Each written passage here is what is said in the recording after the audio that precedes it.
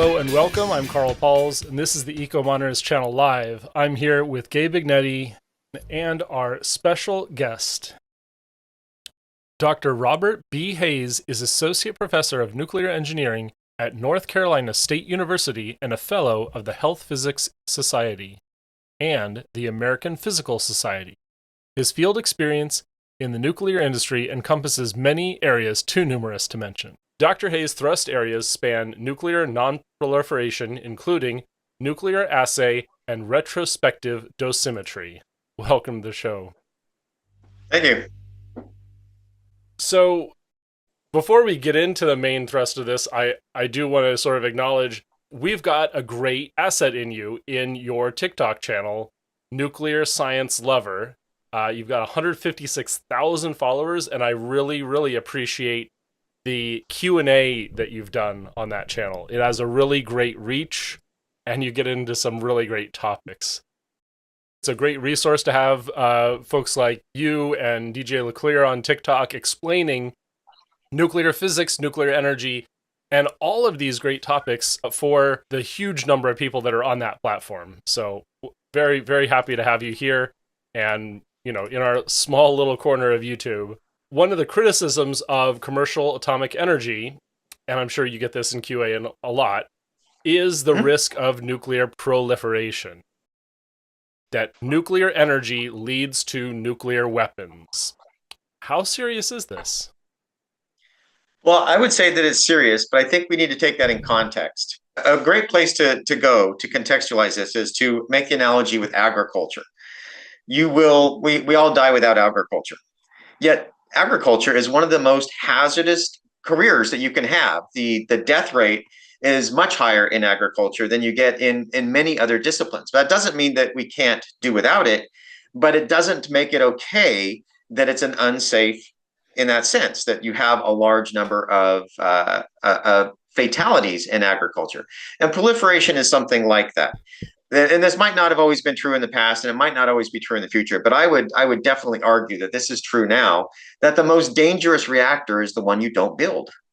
They are just so essential to the environment, to having a small footprint, to having a safe way to provide many terawatt hours for your city.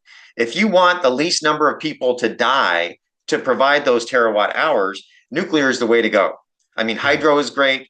But if you look at the massive environmental footprint from solar and wind, all of the mining, the milling, the manufacturing, the waste, right? Those things, they have to be replaced fairly often. And even though the sun is free, but the energy, the materials to extract that energy are neither free nor renewable. And with all of that infrastructure that has to be placed, there are a lot of industrial accidents. And so if you want the lowest number of deaths per terawatt hour, you have to go with nuclear. But that means, like with agriculture, you have to mitigate the problems that come with it. And nuclear proliferation is one of the issues that has to be mitigated if you're going to use nuclear energy. So of the tools to mitigate, of course, international treaty is one of those. And we've got wonderful resources contributed by all the treaty signatories, like in the United States, the NNSA. That's the National Nuclear Security Administration. In the past, it hasn't always worked out. So, of course, we failed to prevent India and Pakistan initially from developing nuclear weapons. And that was, I think that was early in the 40s and 50s when that development occurred. Do we need to make any changes, or maybe we can discuss the changes that followed that burst of proliferation of nuclear weapons? I think that it would be good to make some changes. There are a lot of changes that would be good. Pakistan and India, they had never signed the treaty in the first place, so it's kind of non-applicable. The idea being that if they had signed it, then maybe they would have had incentive to find other ways to deal with their security issues. Had they signed it, had they made that decision, then that confirmation bias that would have been present with their government would have said, you know, maybe we need to think about this rather than it looking like an attractive path forward.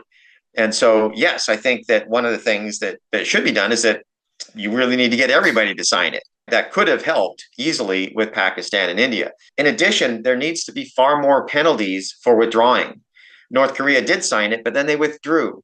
and it was like a slap on the hand, right? It wasn't a big deal when they did that. It would also be nice to deal with the issues of latency, nuclear latency, where countries can have easy breakout. So if Japan or Germany were to decide to do it, they have the science, they have the infrastructure that they could break out quite quickly, as opposed to, say, a developing nation. It would be far more difficult to break out. There would be a lot of things that I would like to see. It would be nice to be able to have, say, surprise inspections, so that you don't have the IEA doesn't have to say, well, we'll be there in 5 years or we'll be there in 1 year, so that a person in principle could hide things. It would be nice to be able to do that. It would be nice to force the UN Security Council to act on violators, so that they have to do something. They can't just say, well, I don't see that we can do anything, and they don't do anything. It would be good to push for more disarmament, if at all possible, or literally banning nuclear weapons to the extent that it's practical, and having a path forward to eventually complete disarmament, if that's ever possible. Right now, there really isn't a path forward that I see, where the nuclear weapon states all agree, maybe in 100 years, we'll agree to start some kind of a path forward, maybe 1,000 years, but there's nothing in that future that would say eventually we'll get rid of these and we'll find other options that are more attractive to make us feel safe. And there are even anti-nuclear organizations like Friends of the Earth aren't 100% in favor of total disarmament. I mean, you'll even hear them argue, look, the United States and our nuclear deterrent is important, but no one else should have weapons. And that is very difficult to get other nations to sort of sign on to, I would feel. Do you see that total global disarmament, even if it takes 1,000 years, that maybe we get to that through progressive demilitarization, better trade, better integration of societies across the globe? Is this the kind of framework that we'd have to be working under in order to see real disarmament? Well, I'd like that to be true, but I'm not quite that optimistic. We've only had technology for the past couple 100 years, but we've been around for at least 100,000 years. And so, 100 years of high tech, I don't think our species is ready to walk away from war. Perhaps I am a pessimist in that sense, that I don't see it. Maybe because we are so intelligent, we really can evolve that fast. But I believe that's what it would take, is for us to be able to come to a point where the way that we resolve our differences is at one point eventually escalates up to violence. And so I guess I'm a pessimist on that side, that we simply have to replace nuclear weapons with something that is far more compelling. That's all that it takes.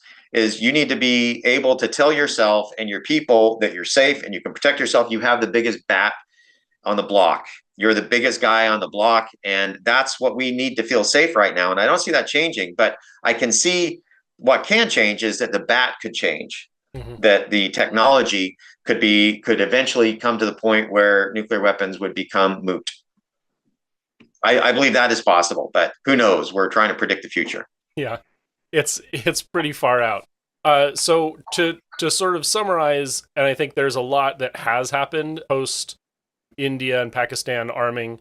It was a bit of espionage was the way that Pakistan achieved nuclear weapons status. And so the transfer of technology from Canada to India didn't help.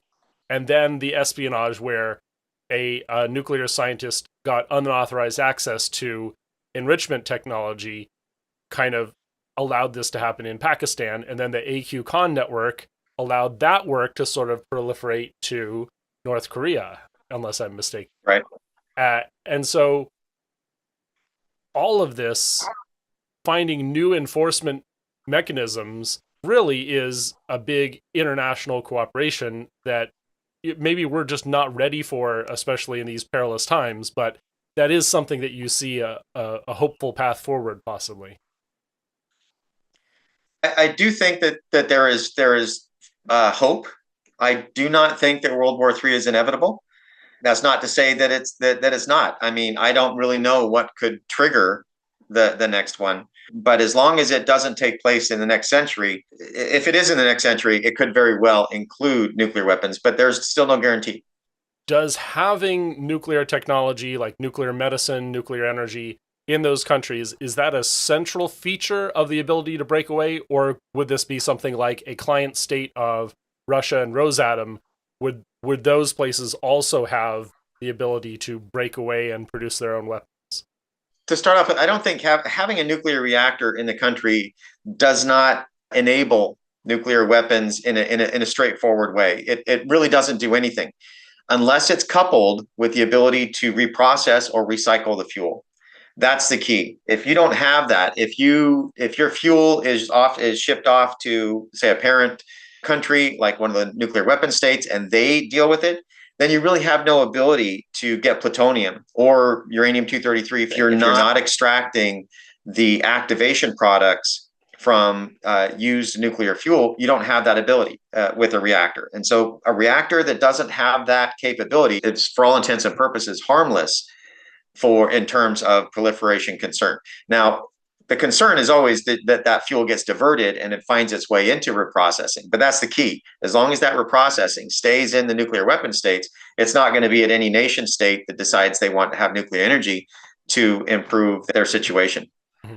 So the idea of a very cheap and efficient enrichment technology unlocking nuclear weapons, that's not necessarily our biggest concern anymore, or is it? It is a concern for those that have it. Mm-hmm. So Iran has it, and that's the concern there, is they have enrichment.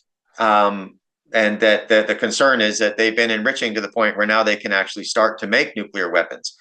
So that's a separate thing. That you don't need a nuclear reactor to do enrichment. You just need the enrichment technology. And the original Atoms for Peace, the expectation was that if you buy this nuclear technology to enable yourself to take advantage of nuclear science, whether that's in nuclear medicine or nuclear energy or oil well logging or anything else, if you want to take advantage of that technology, you submit to the International Atomic Energy Agency safeguards. And I already mentioned what I think really needs to happen to bolster those. The weaknesses that are there have been exploited. And it would be nice to fill those so that those are no longer weaknesses. But it would require, updating these international treaties and getting everybody to sign on them. If a country decides that they wanted to build a bomb and they want to kick out the IAEA, doesn't that nuclear reactor have the capability of providing what they need for enrichment? That's how India did it. Yes, absolutely. Right. So India had a research reactor. But what I had mentioned before is trying to plug the holes in the treaty, right? So that you need to be they need to know that they can get surprise inspections. They need to know that there are automatic sanctions if they violate the treaty, right? These kinds of things would give people pause. And sometimes that's all you need, is to give them pause so that the diplomats can do their job before anybody asks the military to even take a foot in any direction. Because if they do that, if they take a pause, then they might think, is there another way that I can get the security and safety that I feel like I'm lacking? And then the diplomats can start talking. And that's what we need, are good diplomats that can be triggered on that to make sure that somebody has those issues, those fears addressed before they resort to nuclear weapons. So yes, that is an issue. And those are some of the reasons why I mentioned earlier, those holes that I took, say, on a daily used nuclear fuel. And that's all fine and good as long as it, again, meets all of the safeguards requirements for accountancy and so forth. But if I'm doing it on site, if anything I'm doing on site is extracting the actinides in the molten salt, then the potential is there. And then you've got a whole new set of non-proliferation controls that would be, in my opinion, required in order to make that compliant and to make people like me feel like it's safe. So in other words, a closed cycle inside the reactor is safe, and a cycle where every milligram, every ounce of material coming out of that reactor is audited by one of these nuclear weapon states. Right. So if everything is staying inside the core and nothing's coming out, then that is extremely attractive. That's very attractive. If I'm pulling stuff out to get the fission products out to keep the reactivity up, and I'm putting in fresh fuel, then I'm going to need controls on the fuel that goes in, and I'm going to need controls on the used fuel waste products that are coming out. But if I can do everything inside, then that would be attractive. The key is that any kind of reprocessing where I'm recycling the actinides that are in the material, I now have access to those actinides. And access to those actinides is where the plutonium comes from. That's literally one of those actinides. And if I can do that early enough before it becomes reactor grade, and that applies for both uranium molten salt reactors and thorium molten salt reactors.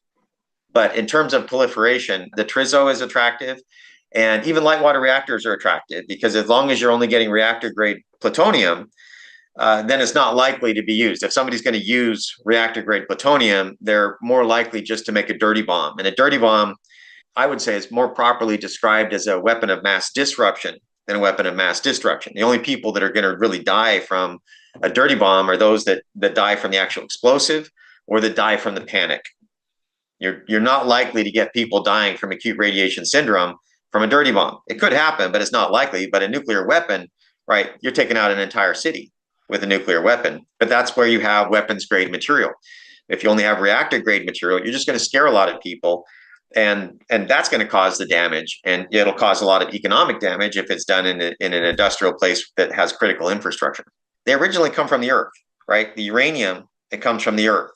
And so the earth is now, always has been, always will be radioactive. The majority of geothermal energy comes from radioactive decay of the primordials. So that radioactivity is always there. It's just that when we extract it, we concentrate it. And when we concentrate it, we introduce new risks. That happens with most elements. If you concentrate the element, you introduce new risks. The same applies with radioactive material. Now, if I disperse it, then I'm bringing it to a closer state to what it was. In other words, I'm diluting it. And if I dilute it, I take away a lot of the potential risk. Does that make sense? Yeah. And so by lowering the risk, it's not likely that people are going to die from acute radiation syndrome. It's possible, especially if they inhale something like that. But the damage that you get from, say, just a regular car bomb, that's bad. If I now add a bunch of radioactivity that makes, say, a few city blocks require evacuation, that's really bad too. And if it's in an industrial area that's needed with infrastructure, say Wall Street, that could have massive economic harm. But you're not necessarily going to expect anybody to die from acute radiation syndrome. But a nuclear weapon on Wall Street would take out most of Manhattan. That's a huge difference in terms of risk from a dirty bomb versus the risk from an improvised nuclear device. When you have all of that radioactivity, so if I were to do, say, a nuclear weapon, that might require pure fissile material, something like a bowling ball size. It's a complete different size. And if I'm going to do an improvised nuclear device, I'm going to need to transport it. And so if I'm going to transport it, I'm probably going to need to put it, say, in the back of a car. And that kind of limits the amount that I can have. And furthermore, if I'm going to move it, I'm either going to have to shield myself for it, or I'm going to have to allow myself to be partially exposed before I even die. But the potential for harm or cancer is substantially less than if you got it concentrated by definition. At 100 rem, that's a massive dose. That's like doses the atomic bomb survivors got. At 100 rem, you just start to get acute radiation syndrome possible. You start to get that happening. But even at 100 rem, your cancer probability only is increased by about 5%. And so, yeah, you're not going to be causing millions of cancers. You cause a lot of panic, and most of the damage will come from the panic, and you'll get a lot from that. These terms get kind of wonky. So I'm sorry about that. Yeah, I spit those out without even thinking about it. So 100 rem is 1 sievert. So 100 millisieverts would be the 10 rem. And the 10 rem is that statistical threshold for cancer incidence. Rounding out the thorium discussion, we previously talked to Robert Steinhaus about the risks of a thorium reactor. And from what it sounds like, that you tend to agree with him that this isn't a genuine progress towards reducing proliferation. Well, he's got some good points. I know that there's a lot of hype out there about thorium. Being on social media, I've seen a lot of people say that you cannot make nuclear weapons out of thorium technology. And I would say that's an outright lie. If I'm doing thorium reactor technology, I can get almost 100% fissile metal, uranium-233, if I do thorium. It's like just the opposite. Now, the detractor is that you're going to get some uranium-232 contaminant in there. It's high energy gamma, which means this stuff's going to be giving off high dose rates. Now, that makes it difficult, right? Because you can't process it. You're going to have to be using manipulators to do this. And that takes a lot more skill. but I can say, so before I was an academic, one of the things I had a varied career. One of the things I did was I worked at the Waste Isolation Pilot Plant, a geological repository for transuranic waste. This was licensed by the EPA back in 1999. It's still operating. It took just somebody maybe on the order of about a year to get qualified to do that, but that's the kind of finesse that was required there. And it can be done, or you can just simply use shielding. Now, you don't want to normally have modern electronics exposed to high dose rates, and so you would need to shield that, but that just means you're going to have to put some lead in there or something like that, which is not attractive. You don't want to put that on a missile or something like that, a big block of lead to protect your electronics, but you could. You could do that. And so there are problems that you have with thorium reactor technology that you don't have with the others, but it's vice versa. The risk is real. And there are just different problems that people are not quite so familiar with when it comes to the thorium that technology can mitigate, just like technology can mitigate the problems that you have with uranium weapons or plutonium weapons. And those have both different problems as well that have solutions that have been mitigated. So I would agree with your prior guest that thorium reactors are attractive, absolutely, but that you're not divorced from proliferation risk if you go that route. And I think that route is a route that we should go, but I do caveat that doesn't mean we don't have to be concerned about proliferation. 10 rem is that statistical threshold for cancer incidence. So we know from the atomic bomb survivors and so that's that threshold. It's a statistical threshold. It doesn't mean that it doesn't keep going linear down there. There's just no evidence for it. Now, there's a bunch of people that and a lot of literature that's argued for hormesis, where it's like medicine. A little bit's good for you, but a lot is bad for you. There's a linear width threshold theory where it's like within range of, say, max extreme environmental variations that you can get on the planet. You don't see anything down there because life is designed to mitigate that. Below about 20 rem, if there was an increase in cancer probability from exposure to radiation, it was too small to see. And US regulations, we assume it's there just to be conservative. You can't prove it's not there. And since you can't prove it's not there, like all nuclear things, we just assume the worst case. You just assume the worst case and say that's our design criteria. Whatever the worst is that could happen, we're going to design it to make that okay so that nobody gets hurt because we spend billions. What does this do to the developing nuclear industry? Are we able to work around or recover from this kind of regulation? There are a number of opinions that are out there. Let me just give you the topology of the landscape, if I may. And I'll let you draw your conclusions where you think infrastructure should be built or not, given that landscape. The current mindset in nuclear science and technology is when we do a design, we assume that the worst thing that could possibly happen, it happens, and that the design has to make that okay so that nobody gets hurt. So a great example would be 3 Mile Island, right? You had a partial meltdown of a nuclear reactor, and the offsite release to the average member of the public was about 1 day's worth of natural background radiation. That was extremely expensive, but that was the design criteria. That was how it was. That was the intent. Now, it terrified people, and it largely stopped nuclear energy, even though it was an incredibly innocuous release. It was just a public relations fiasco, a media fiasco, and there were a lot of lessons learned. Fukushima is another good example. That one, you actually had 3 full meltdowns, 3 reactors, full meltdown. And if you look at what the United Nations said, the World Health Organization, all of the review papers, even in Fukushima, there was not enough radioactivity released to produce any expected measurable medical effects in the Japanese public ever. Remember that threshold of 10 to 20 rem for any kind of statistically significant increase? That's the limit for what we got from the atomic bomb survivors. Evacuation criteria is about 10% of that. And so the public got less than that, less than 1 rem, where 1 rem is about what you get for a nuclear medicine scan or a CT scan to the head or hip. And that's the threshold for evacuation. The idea, again, being that the worst that could possibly happen is that nobody gets hurt. Now, there's a price you pay for that monetarily. If you're going to design something that's safe, think if you decided you were going to have to do that with a car, right? We could design a car like that so that it could roll down a cliff. It could get into a tunnel fire. It could fall onto a big boulder. It could fall into a lake, and everybody has to be able to walk away. We could design a car like that. It would not be cheap. It would not be easy, and it would be very expensive. And that's the design spec that we have for nuclear. Now, a lot of people like that. They want a car like that. For some people, the ideal car, and they're willing to spend $1 million to have a car like that because it's worth it to them. That's basically where we are with nuclear energy, is that there has to be effectively a negligible risk. Now, the reason why there are people that come to the other side is, man, we accept all kinds of risks every day, just not leaving the house. We have massive risks, substantially greater than that.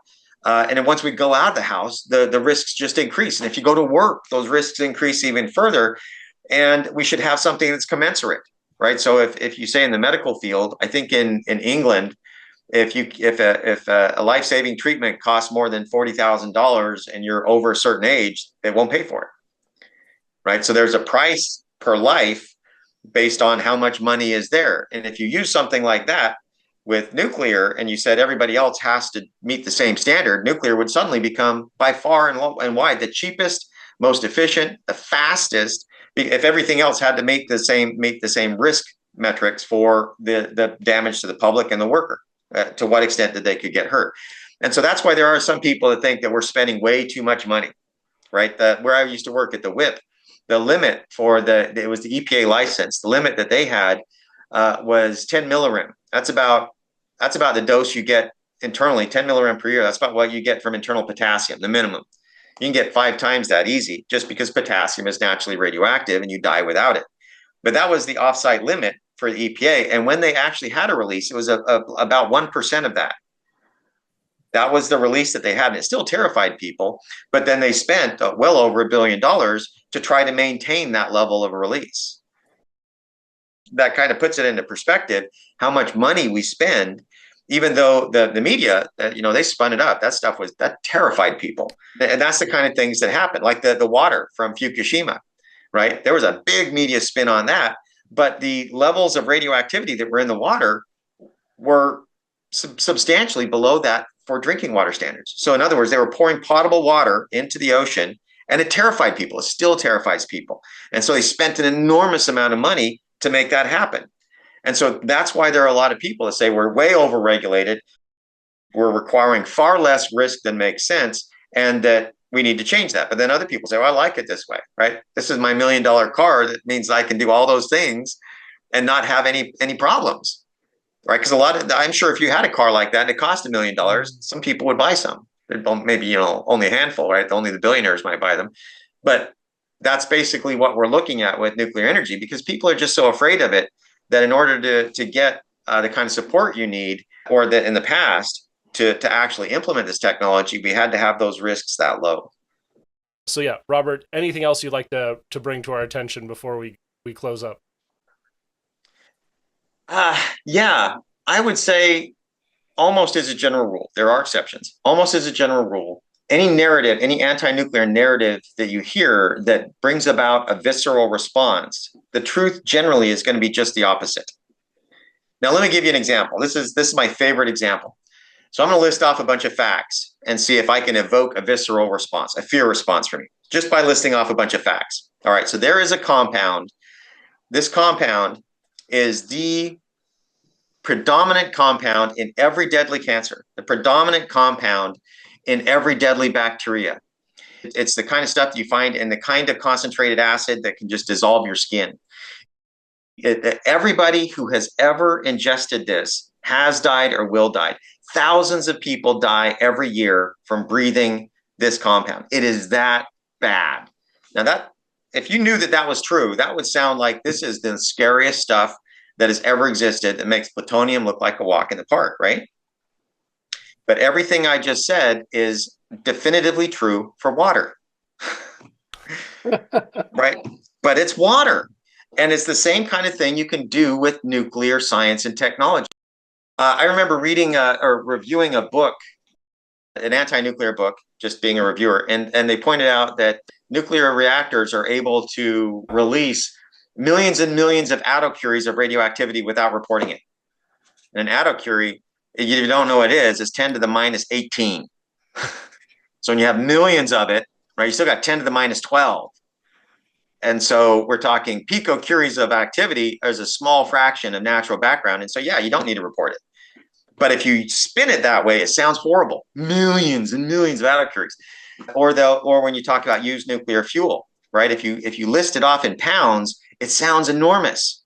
It sounds like this. It's an unsurmountable problem with nuclear waste that means that you should ban nuclear energy because this problem with nuclear waste. But even with all of the spent nuclear fuel that we generate in the United States, we've gotten about 20% of our electricity for about 50 years.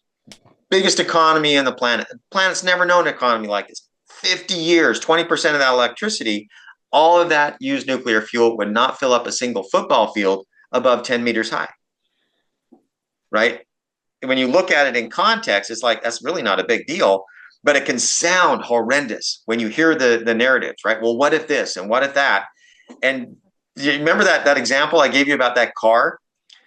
That's what these casks have to meet. They have to be able to drop 8 feet onto an unyielding surface at their weakest point. They have to drop 40 inches onto an unyielding spike. They have to be in a tunnel fire for half an hour, almost 1500 degrees Fahrenheit. They have to be submerged in water. All of these sequentially without leaking, and then you can get a license. And that's not cheap, but it's almost indestructible. Those things are just incredibly hard to do any damage to by design, right? So that the worst thing that could possibly happen is it doesn't leak. Nobody gets hurt. And so the narratives that you see are generally, I guess they seem to be far more like The Simpsons than anything else that I could talk about. But that's the picture that people have. It's hundreds of curies of tritium. It's not that big of a deal. It comes down to the dose. What's the risk? And if you miss that, right, like with water, if you miss the risk, the contextual risk, then you can just get terrified. You can get hyped up and completely take it out of context because you're able to spin these narratives to make it sound horrific. Dihydrogen monoxide. So I hope that helps. Yes, it absolutely does. This has been the Eco-Modernist Channel Live. Thank you all for your participation and ideas. Thank you so much, Robert, for being our guest this week. You can find us every Sunday, 10 a.m. Pacific, 1 p.m. Eastern, right here on YouTube at Eco-Modernist 1 or the Eco-Modernist Channel. You can find us on Facebook at the Eco-Modernist Society of North America. Please support us on Patreon. Look for the Eco-Modernist Channel there. And you can find us online at esna.earth. That's ESNA.earth. You can find us also rebroadcast to a few of my personal channels, Soyaddle on Twitch, soyaddle.tv, and several other places, like my personal x.com and LinkedIn. I'm Carl Pauls, and remember, emissions first, peace and justice will follow.